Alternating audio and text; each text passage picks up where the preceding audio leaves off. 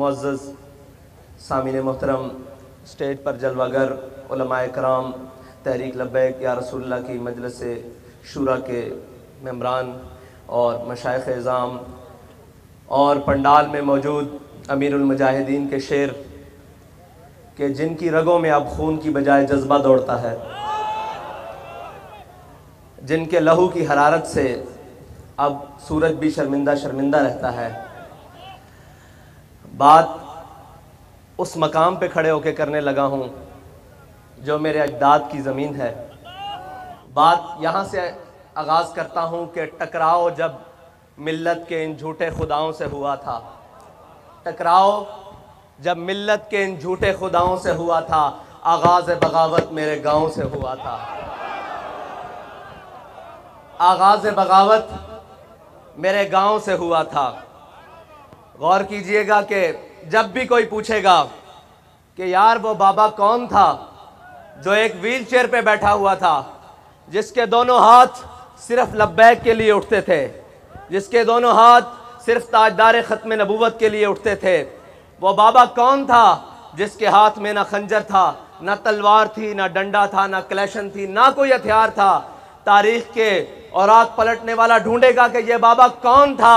कि जिसने wheel chair पर बैठकर पूरे कुफर को लिताड़ कर रख दिया था। तो जब उस बाबे के आबाई गांव का एड्रेस पूछा जाएगा तो वो कहा जाएगा ये बाबा पाकिस्तान का था, पाकिस्तान के सूबा पंजाब का था, और सूबा पंजाब के ज़िला अटक का था, और ज़िला अटक की तहसील पिंडी घेब का था। पिंडी घेब दाखाना खास नक्का कलां का ये बाबा था कि जिसके ज़र्रों से आज भी शर्मिंदा सितारे हैं। ये उस खाक से बाबा था जिसने पूरी उम्मत मुस्लिमा का सर फ़ख्र से बुलंद कर दिया था, जिसने हज़ारों दिलों में गाज़ी इल्मुद्दीन बनने की तमन्ना पैदा कर दी थी, जिसने हज़ारों दिलों में मुमताज़ कादरी का जज्बा बुलंद कर दिया था, जिसने लाखों दिलों के अंदर हुजूर की मोहब्बत की शमा को रोशन कर दिया था, और जिसने करोड़ों दिलों में उम्मत मुस्लिमा की पासबानी और कुफर के आगे खड़े होने की वो जज्बा पैदा किया कि जिस जज्बे को अब क़यामत तक कोई मिटा नहीं सकता।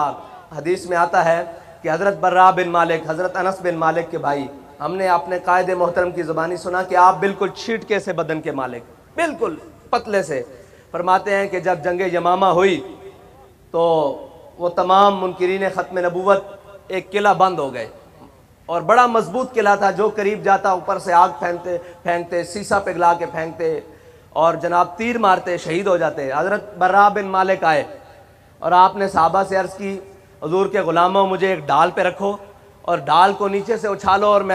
मुझे किले के अंदर फेंक दो। हमारे कायद फरमाते हैं कि आप 40,000 उन मुनकिरीन ख़त्म नबूवत से लड़ते हुए आपने वो किले का दरवाज़ा खोल दिया। तो हमारा कायद वो कायद था कि जब पूरी दुनिया का कुफर,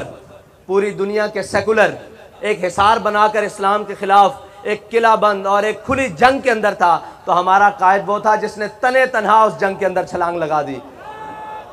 तने तनहा उस जंग के अंदर छलांग लगा दी। और उस जंग में बड़ी बड़ी मुसीबतें आईं। कभी फैज़ाबाद आया, कभी नामूस रिसालत मार्च आया, कभी शेलिंग आई, कभी 8 लाशें आईं, कभी 87 ख़ानदान के अफराद को जेल आई। लेकिन वो हर जुल्म के बाद ये कहता था, पुत्रों बच्चे लग दो।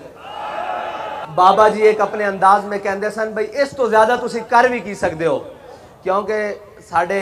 कायद मोहतरम दा ईमान सी, हदीस पाक ते उन्हां दा ईमान जड़ा रब ते सी वो मैं बयान नहीं कर सकता, ना वो लफ्ज़ां च आ सकता कि मेरे आका मौला ने फरमाया जड़ा हक ते कायम रहा और बातिल दे सामने खड़ा रहा, ना कोई शख्स उसका रिज़्क रोक सकता, ना कोई शख्स उसनू मौत दे सकता वक्त तो पहले। साढ़े बाबा जी दा गल सी कि जड़ी भी मुश्किल आंदी, जड़ा भी लम्हा आंदा, मरहला आंदा, आप फरमांदे तुसी इस तो ज़्यादा कर भी की सकते हो। वमा कदरुल्लाह हक्का कदरी, फरमांदे सन कि मेरे मालिक जड़ा ना वो सारियां